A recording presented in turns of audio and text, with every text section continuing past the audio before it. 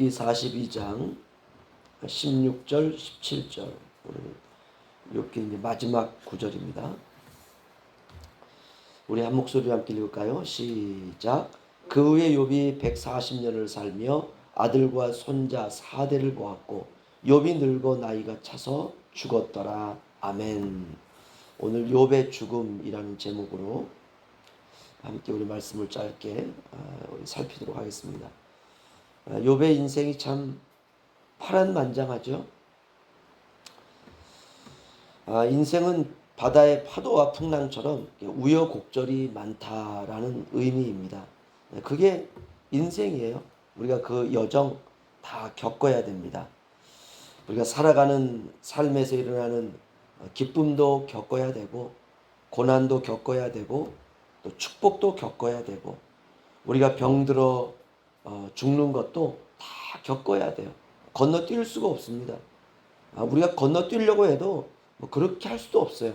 다 지나가야 됩니다. 우리가 1장 1절에 이런 구절이 있었죠.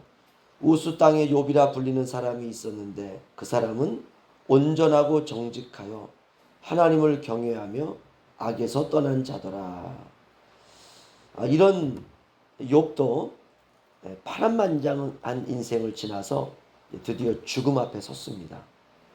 욥이 늙어 나이가 차서 죽었더라. 이게 욥기의 마지막 구절입니다. 그의 나이 240살입니다. 욥의 인생을 한마디로 정의한다면 고난 속에서 길을 찾은 사람이다 라고 말할 수 있습니다. 그럼 그 길이 무엇이냐? 하나님의 뜻이었어요. 이것이 바로 신자가 걸어가야 할 길입니다. 굉장히 멋지죠. 대부분 사람들은 고난 가운데에서 인생을 원망하다가 보낼 경우가 굉장히 많은데 사탄의 그 말 한마디, 까닭 없이 하나님을 섬기겠습니까? 고난은 그렇게 시작이 되었고, 그런데 까닭 없이 하나님을 믿었다라고 하는 것이 고난으로 증명이 된 인생, 바로 그 사람이 욥입니다. 그래서 굉장히 멋져요. 우리의 인생도 그래야 합니다. 그래야 우리가 죽음 앞에서 눈을 제대로 감을 수가 있습니다. 저도 그렇게 살고 싶고 또 그렇게 죽고 싶습니다. 우스 땅에 욥이라 불리는 사람이 있었는데 그 사람은 온전하고 정직하여 하나님을 경외하며 악에서 떠난 자더라. 이게 욥기의 시작이었고 욥기의 마지막 구절은 욥이 늙어 나이가 차서 죽었더라. 저는 욥기를 마치면서 한 가지를 생각합니다. 우리도 언젠가 죽지 않습니까? 그런데 그 죽음이 우리의 믿음이 어떤 믿음이었는가를 증명하는 죽음이어야 된다는 것입니다. 그것을 증명해내기 위해서 하늘에서 시련과 고난이 시작된다면 어떻게 해야 될까? 벌벌 떨고 악각거리고 화내고 분노하고 그러다가 지치고 주위 사람도 지치고 그렇게 세월이 흘러서 우리가 죽음 앞에 덩그러니 서면 남는 건 후회밖에 없습니다. 우리는 다 늙어 나이가 차서 다 죽습니다. 욥기의 마지막 구절이에요. 죽음을 이길 사람은 한 사람도 없습니다. 죄인도 죽고 의인도 죽습니다. 그만큼 죽음은 강력한 힘을 가지고 있습니다. 그래서 죽음은 그 힘으로 사람들을 누르고 두렵게 합니다. 하지만 우리는 예수 그리스도로 말미암아 죽음을 이기신 부활의 영광 가운데 우리가 다 들어가게 될 것입니다. 어떻게 들어가느냐? 주님이 죄에 대하여 단번에 죽으시고 의에 대하여 살아나심으로 우리도 죽음에 이제 믿음으로 동참하여 죄에 대해서 죽고 이제는 의에 대해서 살아난 그런 사람들이 됐습니다. 이 말은 우리가 오늘부터 의에 반응하며 살아야 된다는 것이 의란 무엇이냐? 그건 복음이죠. 빛입니다. 생명이고 진리이고 주님이십니다. 이걸 우리의 삶에 이제 적용을 한다면 이렇게 적용할 수 있습니다. 우리의 인생에 고난이 왔어요. 그러면 고난에 반응하지 마시고 사람에게도 반응하지 마시고 의에 반응하는 것이에요. 이것이 바로 그의 나라와 그의 의를 구하는 것입니다. 주님의 뜻을 구하고 우리는 이미 죽고 산 사람들입니다.